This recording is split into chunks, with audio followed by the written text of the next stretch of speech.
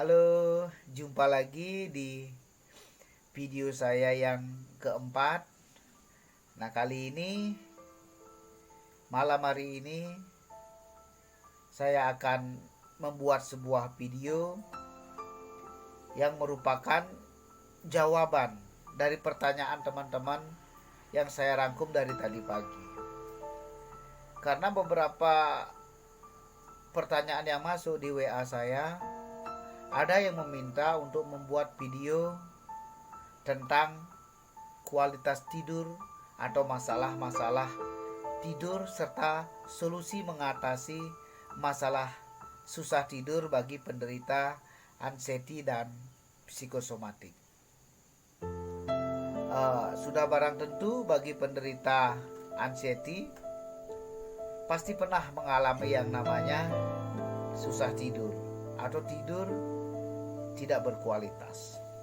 Nah, sehingga besok paginya terasa lelah, letih, lesu, dan lemas. Itu juga salah satu pemicu munculnya penyakit-penyakit yang lain. Nah, maka dari itu kali ini saya akan membuat video tips supaya bisa tidur lelap ketika anxiety dan psikosomatik datang pada diri kita. Malam ini di samping saya kebetulan cuaca sangat dingin, habis hujan. Nah, sehingga tepatlah saatnya untuk membuat sebuah video malam hari ini. Teman-teman, masalah tidur tidak saja dihadapi oleh penderita anxiety dan psikosomatik. Di negara-negara maju bahkan pil tidur sangat laris terjual, karena banyak sekali orang yang tidak bisa tidur atau mengalami masalah-masalah tidur. Masalah tidur paling tinggi disebabkan oleh pikiran. Pikiran kita melayang, banyak sekali yang dipikirkan, sehingga tidur tidak bisa. Walaupun sudah berada di tempat tidur, mata terpejam, kadang tidak bisa terlelap tidur kita. Nah, dari masalah tersebut, tips sederhana yang bisa dilakukan adalah yang pertama, membuat suasana tidur atau kamar menjadi adem. Kebersihan kamar bisa kita perhatikan. Suasana yang ada di kamar juga wajib kita perhatikan, terutama lighting, lampu. Kadang ada orang yang bisa tidur dengan lampu terang, kadang harus mematikan lampu, atau suasana redup. Tapi pengalaman saya, tidur berkualitas lebih bagus tidur tanpa menggunakan bantuan lampu atau tanpa cahaya, sehingga kelelapan tidur kita lebih terasa. Kemudian sebelum tidur wajib minum air hangat. Sekali lagi, air hangat memberikan efek relaksasi pada organ-organ dalam kita. Tapi jangan terlalu banyak, karena saat tidur organ-organ dalam kita sudah berhenti bekerja dalam irama yang ringan. Mereka juga butuh istirahat. Dan jangan makan sebelum tidur. Kalau makan berarti mereka bekerja, memproses makanan di dalam tubuh kita. Itu juga tidak bagus untuk kesehatan lambung kita. Tips yang berikutnya, sebelum tidur biasakan mencuci kaki. Kalau bisa rendam kaki pakai air hangat 5-10 menit. Setelah direndam, balurkan minyak ke kaki kita. Boleh minyak kelapa, kemudian minyak hangat, minyak kayu putih, atau jenis-jenis minyak yang bisa menghangatkan kaki kita. Balur, kemudian berikan pijatan ringan pada kedua kaki kita. Kemudian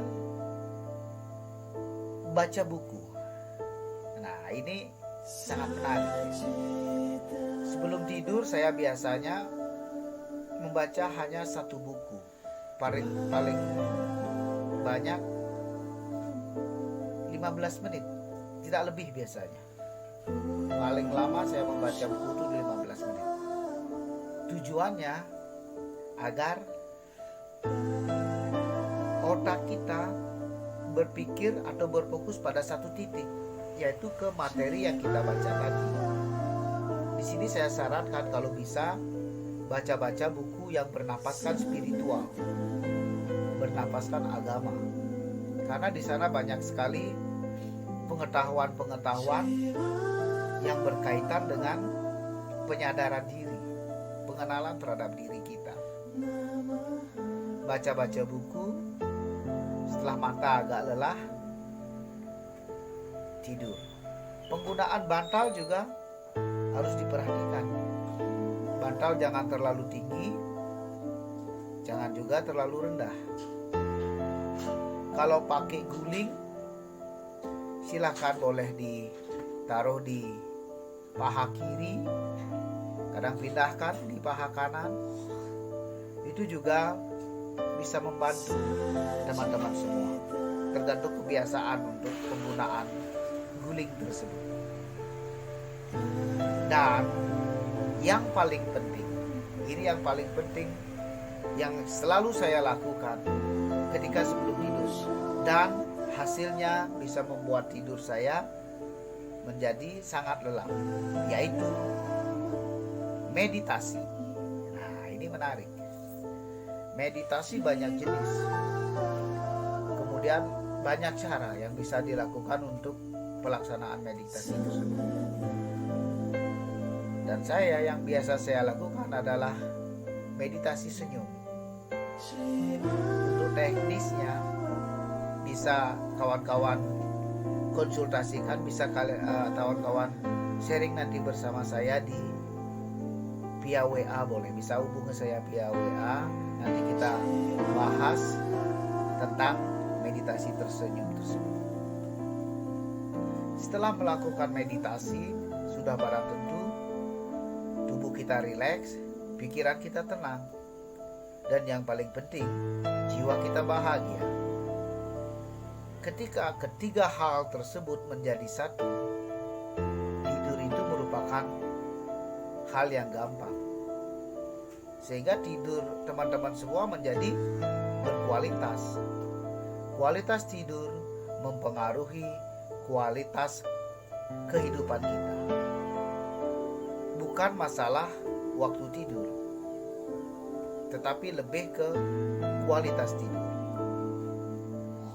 Dan waktu tidur yang baik bagi penderita anxiety dan psikosomatik adalah jam 9 malam sudah tidur. Bangunnya adalah jam 4 pagi. Ketika bangun jam 4 pagi, pikiran-pikiran orang-orang masih tertidur semuanya, sehingga pikiran-pikiran atau energi-energi yang beredar adalah energi-energi yang positif semuanya. Apabila kita bisa bangun di pagi hari, sedikit melakukan meditasi, otomatis kita akan menarik energi-energi positif. Kita akan menarik oksigen yang murni. Nah, hal itu juga berpengaruh terhadap kehidupan kita nanti, terhadap kehidupan kita berikutnya untuk melakukan aktivitas harian. Ingat, waktu tidur jam 9, bangunnya jam 4 pagi. Siklus itu dipertahankan konsisten sehingga muncul kebiasaan baru pada tubuh kita. Selamat mencoba, semoga berhasil, dan semoga sehat, bahagia, dan sejahtera. Selamat malam.